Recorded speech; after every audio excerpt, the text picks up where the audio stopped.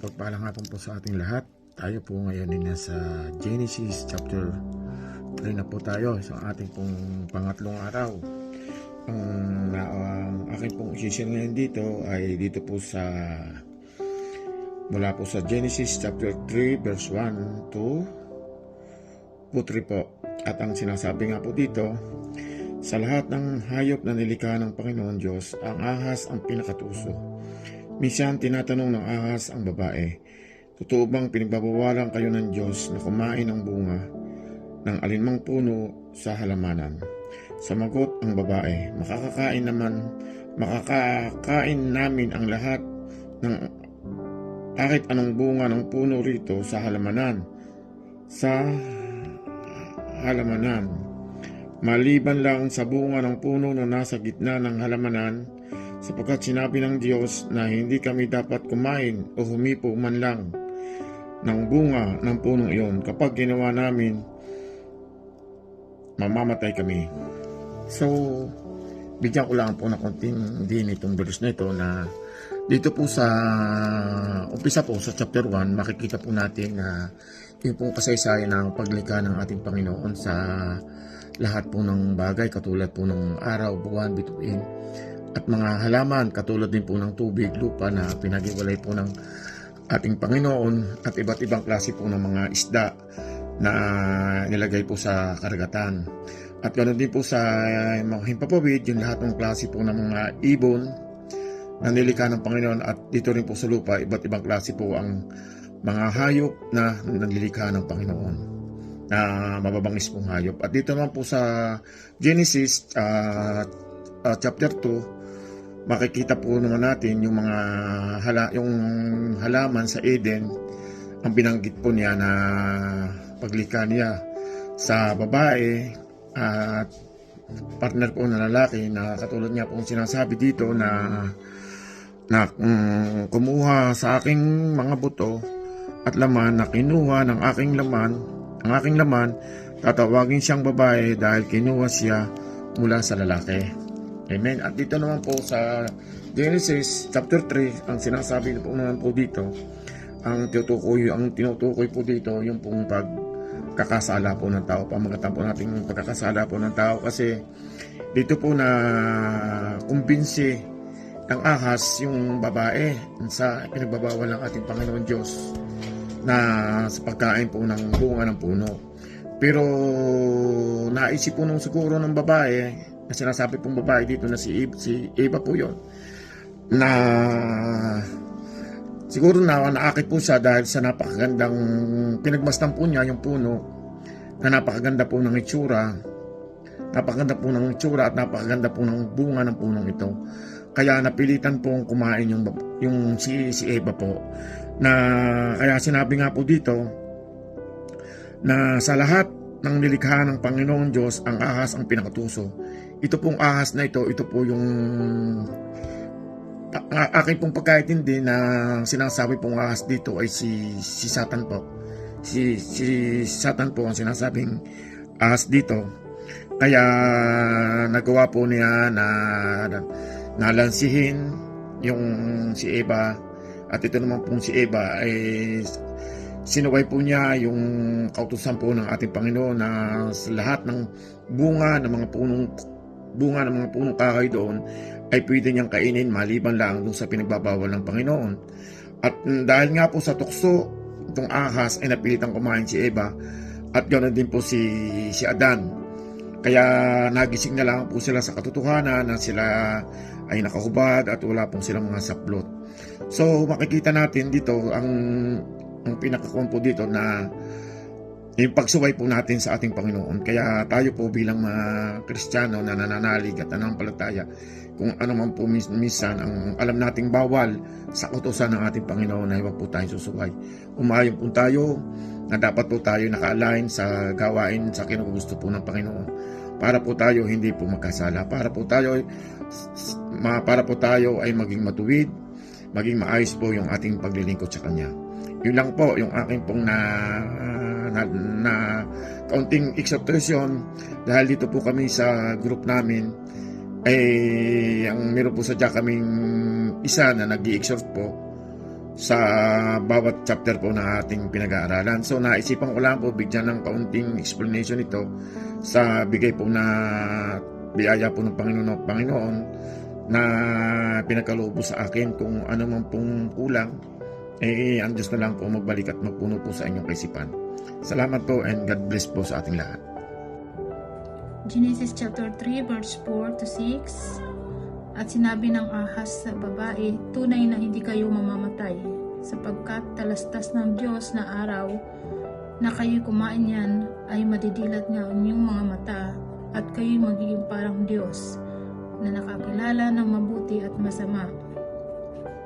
At nang makita ng babae ang bunga ng punong kahoy ay mabuting kanin at nakalulugod sa mga mata, at kahoy na mananasa upang magpapanta sa tao, at pumitas siya ng bunga niyaon at kinain, at binigyan din niya ang kanyang asawang kasama niya, at ito'y kumain. Amen. Magandang pagpapalang gabi po sa ating lahat, RCCI family, at ngayon po ay kadako tayo sa pangatlong araw ng ating daily devotion na tinatalakay ang Genesis na matatagpuan ito sa Old Testament. Ang naatas po sa akin ay sa Genesis chapter 3 verse 7 to 9. At sabi rito, pagkatapos nilang kumain, nalaman nila kung ano ang mabuti at ang masama. At napansin nila na hubad pala sila. Kaya pinagtagni-tagni nila ang mga dahon ng puno ng igos para ipantakip sa kanilang katawan. 8. Pagdating ng hapon, narinig nila na lumakad ang Panginoong Diyos sa halamanan. Kaya nagtago sila sa mga puno doon. Last verse 9, pero tinawag ng Panginoong Diyos ang lalaki. Nasaan ka? Ito po yung bunga ng kanilang pagkakasala, kaya nagkaroon sila ng takot sa Panginoon, na nabukas yung kanilang mga mata sa mga sarili na sila pala ay hubot-hubad, nagkaroon sila ng malisya. So ito yung bunga ng pagkain nila doon sa pinagbabawal na puno na ibinilin lahat sa kanila ng Panginoon na maaaring kainin, yung maliban lamang doon sa puno ng pagkakasala. Yun po talaga yung nagiging bunga ng pagkakasala ng mga tao. Nagkakaroon ng takot sa Panginoon, nahihiwalay yung ating relasyon sa Panginoon dahil sa ating pagsuway. Kaya po napakahirap na mawalay tayo sa ating Panginoon, sapagkat lahat ng mga siya po yung ating source of lahat ng income, yun siya yung pinagkukuha na natin ng biyaya. Pero nakakalungkot lamang dahil hindi tayo nakokontento. Paminsan yung nagiging bunga ng pagkakasala ay yung hindi rin nakokontento kung ano ang meron tayo. Kaya po sana po maganda pong makontento tayo sa mga bagay na kung ano meron tayo. At ito'y lahat ipagpapasalamat natin sa ating Panginoon. Ito lamang po. Magandang gabi pong muli at God bless you all. Magandang gabi po. I-share ko po ngayon ay Genesis 10 to 12. Sumagot ang lalaki, narinig ko po kayo sa halamanan, kaya nagtago ako. Natatakot po ako dahil hubad ako.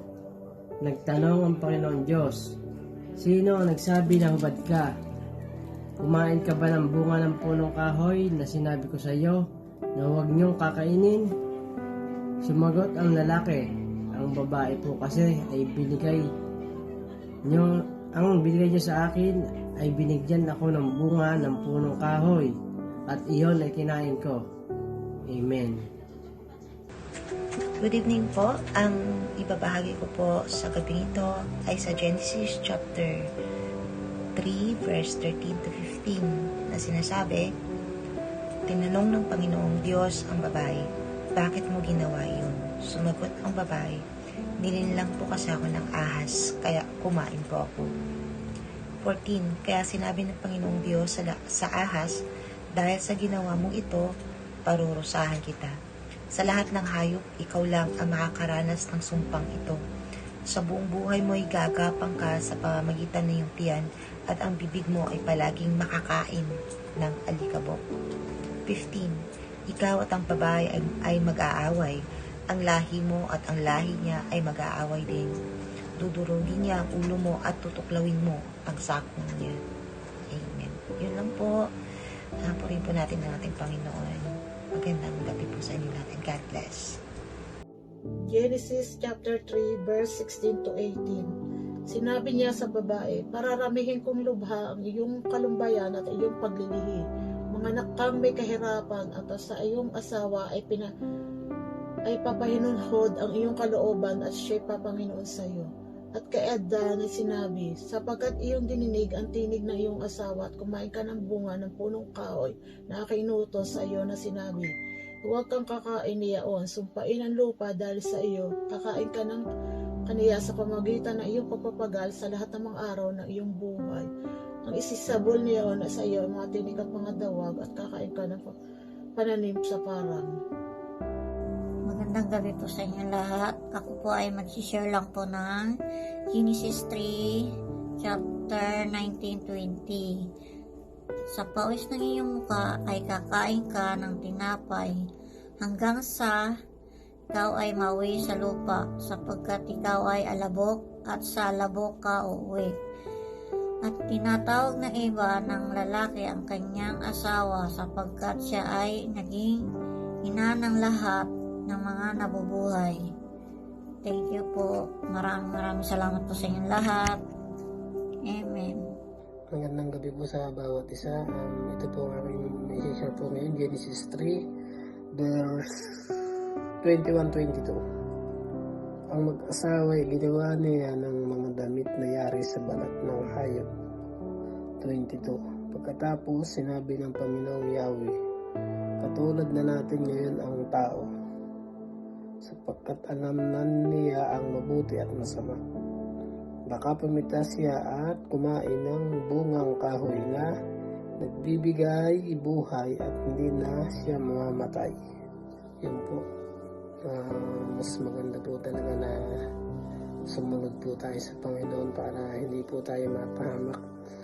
Dito po sa verse na ito naging sumail po sila sa Panginoon, kaya pag naging sumail po tayo sa Panginoon baka po ikapahamak natin talaga. Kaya yun po, lagi po tayong sumunod, magaling sa Panginoon. Yun lamang po at maraming salamat po. Isang mapagpalang gabi po sa ating lahat. Ang ibabahagi ko po ngayon ay matatagpuan sa Genesis. Genesis Kapitulo 3, versikulo 23 hanggang 24. Ito ang nakasaad.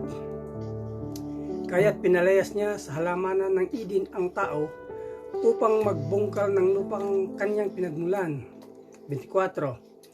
Pinalayas nga siya ng Diyos, at sa dakong silangan ng halamanan ng Eden ay naglagay ang Diyos ng bantay na keruben. Naglagay rin siya ng espadang nagniningas na umiikot sa lahat ng panig upang hindi malapitan ninuman ang punong kahoy ng buhay. Yan lang po. Maraming salamat. God bless sa ating lahat. Magandang pagpapalang gabi po RCCI family, at sa ngalan po ng aming dito grupo sa RCCI Changwedong ang magbibigay po ng explanation para po sa Genesis chapter 3 sa Old Testament. Matatagpuan ay si Brother Boyet. Magpapalang gabi po. Bagamat po ako'y nakapag-exhort na po kahapon, sa totoo lang po, ang dapat po mag-exhort po nito ay si Bito. Nagkaroon lang po ng konting problema, kaya may not feeling well po siya. Dito po sa binasa na po natin dito po sa Genesis chapter 3 hanggang verse 1 to 24 ay akin pong pinuna ng 4 na points. Ito po yung temptation, blaming, repentance at discipline. Dito po sa temptation papasok po yung paglabag po ni Eva dahil po sa pinagbabawal na bunga ng puno, dahil nga po sa hindi po nila nakayanan yung pong panunukso na ginawa po ng ahas na panlilang na dahil po sa kanya, dahil po nagawa niyang kumain, dahil nakita po niya yung kagandahan ng puno ng bunga na yon, kaya po siya napilitang kumain. Na sa aking pong kaisipan na ang tinatawag ang ahas po dito, yun po talagang ating mortal na kaaway. Si Satan po yon. Kaya sa pamamagitan po ng panlilinlang ni Eva, ni ahas po kay Eva, ay hindi po nila napigilan kaya nagkaroon po tayo ng kasalanan. Una pa man po, yung kasalanan na sabi nga po sa origin sin. Original sin yung pinagmulan, yung parang Kaya tayo nga, kapag po tayo minsan, ay